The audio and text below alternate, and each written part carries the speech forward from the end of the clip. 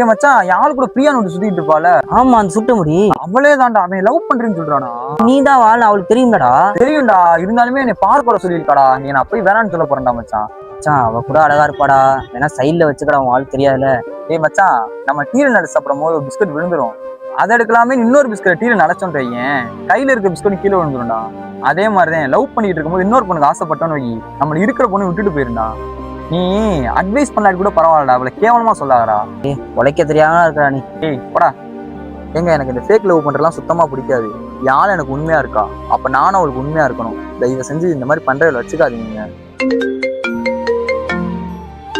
Hello சொல்றீ? செல்லம், என் family friends கூட வெளியே போறேன்டா. யார் கூட? அன்னைக்கு சொன்னேன்ல, என் க்ளோஸ் ஃப்ரெண்ட் பிரியா கூட.